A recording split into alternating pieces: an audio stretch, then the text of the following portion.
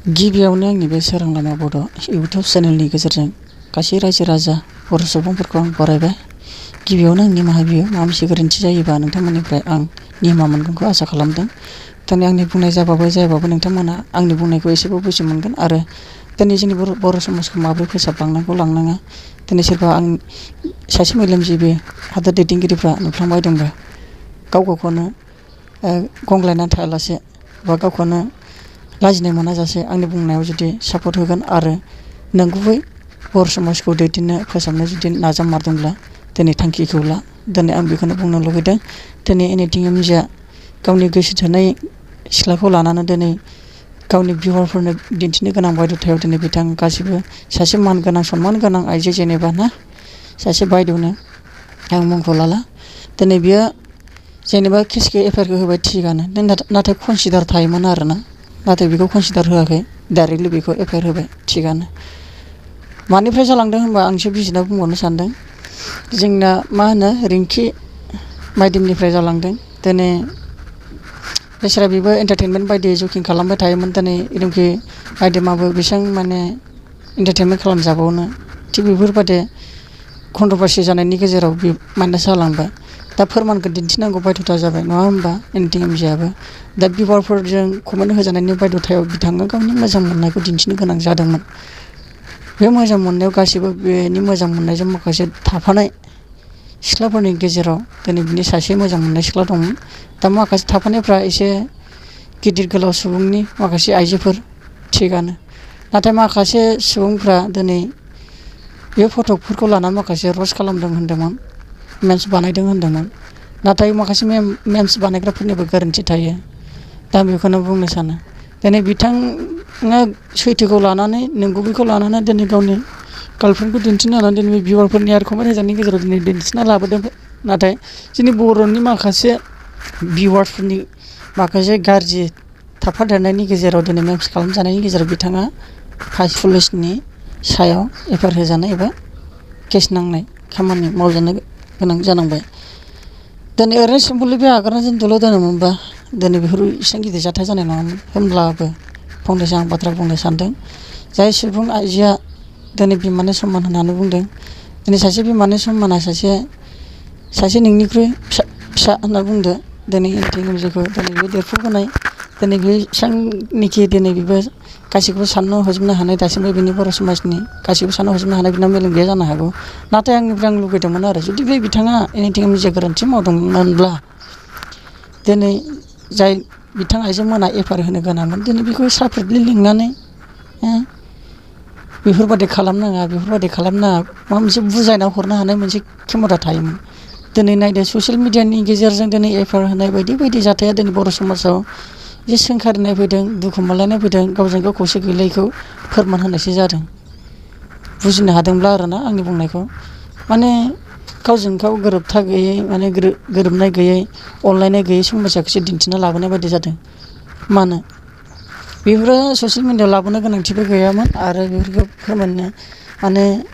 FIR होनो गोनांथियानो गैयामोन, सिम्पोलसोमोन। दिनै मोनसे खोथा थायो, जाय बिथाङा दिनै ससियेल मिडियायाव गावनि गोरोन्थियाव फट'खौ होबायानो गासैनिखौबो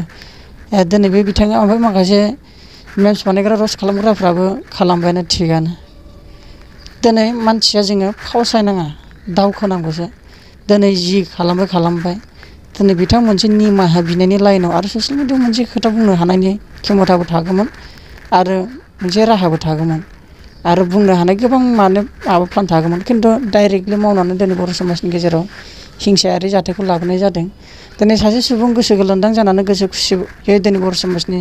माखासे सायख' बाथ्रा बुंनायनि गेजेराव दिनै सासे सुबुंखौ निन्दा खालामनाय जादों। माने मा होनदों, मानसिखौ दुखु होब्ला मानसिया माबादि जायो, एसेबां निन्दा बादि मोनो, गावखौनो माने गाहाय थाखोनि बादि मोनना लायो आरो बेबायदि खालामनायनि बर' समाजा जौगानो हायाखै। दा बेयाव मोनसे कमेन्ट खालामदों नै सासे सुबुं, मालायखौ फोसाबनो थांबा गावसो बेहेराव गोग्लैयो, बर'आ बर'खौल'सो नासयनो हायो, गुबुनखौथ' हाखाया। थिगानो, दा बे कमेन्टआबो बिराद गुन गोनां। नंगौ, जाय सुबुं भिउवार बिथांमोना बुजिदों, कमेन्ट खालामदों, दिनै बिथांमोना सासे मानसिनिल' भिडिअ नाया, गोबां सुबुंनि भिडिअ नायो। दिनै बेयाव जों मोनदां मोनो जोंबो सासे मानसिनि इउटुबनि लुगैदों नाया गोबां बेलेग बेलेग जों नायो दिनै जोंनि बर' समाजाव मा राजनिथिनो नांलाय खमलाय गोरोबथा गैया बेराफारसेनि दिनै सासे बिथाङा गावनि गोसोथोनाय बेलायाव सासे सुबुंनि आगान थानो थाखाय पार्सनेलिटि एटेक खालामजाबाय एफआइआर होजानाय नाथाय आं मोनसे आरो फोसाबजानो लुगैदों जाय सुबुङा जेनेबा लाजिनांजाबाय दिनै बेखौ निमाहानि मोनसे माबा थायोमोन आरो निमाहा होआलाबानो डाइरेक्टलि एफआइआर खालामना होदों बे एसे मुगैथावना जादों दा आं बुंबावनो लुगैदों बेथ' फटकआथ' मोजांबावसो गाज्रि फटकथ' नंबावा नंगौना नङा दिनै माखासे जोंनि बर' समाजाव सासे उन्दै गथ'फ्रानो नाय खुनु रेसपेक्ट गैया बायदि खोथाजों फन रायज्लायनायजों बायदि खोथा बुङो आरो हिनजाव खारलायनाय हौवा खारलायनाय दिनै बेफोरखौ होबथा दिनै सासे सुबुंखौ डाउन खालामना दोननानै बे बर' समाजखौ फोसाबना जानाय नङा गासैखौबो फोसाब जुदि हायोबा जोंनि बर'नि माखासे मेलेमजिबि सुबुंफ्रा दिनै सासे मानसिखौ जुदि गोरोन्थि मोनदों होननानै बेबायदि एफआइआर होदोंबा गासैखौबो हो जाय ससियेल मिडियायाव गाज्रि पस्ट खालामदों गाज्रि मेम्स खालामदों बेफोर गासैखौबो एफआइआर हो दिनै सासे एनएटिएमसिखौ जुदि एफआइआर होनो हादोंब्ला मानि थाखाय सोरबानो भाइरेल जानाय भिडिअ नागारदों बायदि सोरबा न'खरावनो जाथायानो जोबनो थाङा निउसफोरखौ नायबा बर' समाजनि गेजेराव दिनै सासे बर' सुबुंनि न'खरखौ दासिमबो फोसाबनो हायाखै बेसेबां मुगैथावना दासिमबो डेभेलप खालामनो हायाखै जोंनि बर' समाजखौ गावजों गाव दासिमबो अनलायनाय गैयाबा सोर सापर्ट होगोन आं एगजामपोल बुङो दिनै एनएटिएमनि सासे दिनै खैफोदाव गोलैबाय जाय खैफोदाव खोलैग्रा बै सासे सुबुङाबो गावबो खैफोदाव गोलैगोन होनबा सोरनि मदद नागिरगोन नों आंजोंनो मदद नांलायगौ बेनिखायनो जों बर'आ बर'जों गोरोबनानै माबा मोनसे निमाहा होलायनायनि खेमाजों माबा मोनसे कनसिडार थानांगौमोन दिनै गोबां गोरोन्थि जादों दिनै बिथांखौ एसे निन्दा खालामनाया दिनै सासे आइजोआबो जुदि गावनि फट'खौ लाजानानै बायदि खालामजादोंमोनब्लाबो मोनसे आरो गोजौ थाखोआव मोनसे बाथ्रा बुंनानै मोनसे बर' समाजनि सायाव माबा मोनसे खालामनो हायोमोन डाइरेक्टलि सासे मानसिखौ एटेक खालामनाया एसे गोरोन्थि जाबाय आं दा लुगैयो जुदि सासे मानसिखौ जुदि एफआइआर होदोंबा जायफोर गाज्रि आगारबाय थादों फेसबुकाव दिनै बिसोरखौ हो हायोबा दिनै बर'खौ फोसाबनो लुगैदोंबा आरो बेसेबांनाखि जोंनि बर'नि गेजेराव बेसेबां हिनजाव खारनाय हौवा खारनाय जाथाय जागासिनो दं सोरनिबा गथ' गोमानाय जादों हनै सोरबा सेंग्रा सिख्लानि गोसो थोलायनायाव गोबां बायदि जालायगासिनो दिनै आं एगजामपोल बुंनो थाङो आइजो माहारिनि ग्रुपाव दिनै गामिफोरखौ जुदि बर' समाजखौ जुदि फोसाबनो गावनि फिसालाफोरखौ फोसाबनोबा दिनै मानो गुद्दा हायाखै गामिखौ गुद्दा फोसाब बिमाखौ स्ट्रं खालाम दिनै बिमाफोरनि लोगोसेनो दिनै गथ'फोरखौ फोसाबलांनोबा दिनै दासिमबो गोख्रों साब सिखोन नुवाखै जेसेबांनाखि जोङो दा ससियेल मिडियायाव नायदोंना बर' समाजनि जेसेबांनाखि जोंनि बर'नि मेलेम साननायफोरखौ गुबुंले नुगासिनो दं जों बिराद गुबुंले खौसेथि नुवाखै दासिमबो राजनितिकआथ' राजनितिसो दा बुंसै बायदि सोरबा गावनि पकेटनि थाखायसो ना सोरबा गावनि नंगुबै बर'नि थै होनानै बर' समाजखौ दैदेनमारदों दासिमबो सोरखौ रोखा नुनो मोनदों ना थाखानि थाखायसो ना बर' समाजखौ हसायै मावनो थाखायसो गोबां माने साननो गोनां समस्या जानानै फैदों जोंनि बर' समाजनि गेजेराव दासिमबो नाय मालाय गुबुन हारिफ्रा बेसेबां डेभेलप जानो हमदों नाथाय जोंनि बर' समाजाव दासिमबो डेभेलप जानायखौ नुनो मोनाखै एसे दुखुनांथाव दिनै बाथ्राखौ आं बारा बुंबाबो लावगौ दिनै आं बेसेबां नोंथांमोननो इमान मोजां रावै आं बुंनो हायाखै नाथाय आं जेसेबांनाखि बाथ्रा बुंदोंना आं गेजेरावसो बुंनाय जादों सोरखौबा आं माने माबा खालामनो नङा दिनै बर' समाजनि गेजेराव माने गोबां माने हिंसायारिखौसो आं नुनो मोनदों दुखु मोननाय गावजों गावनो नोंगौ जोंनि बर' सुबुंफ्रा गावजों गावनो एकदम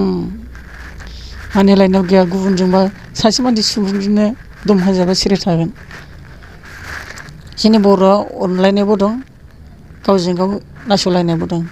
नासयनायखौ ज्राब गारना गावजों गाव बर' समाजजों अनलायलायोबा बेसेबां गिदिर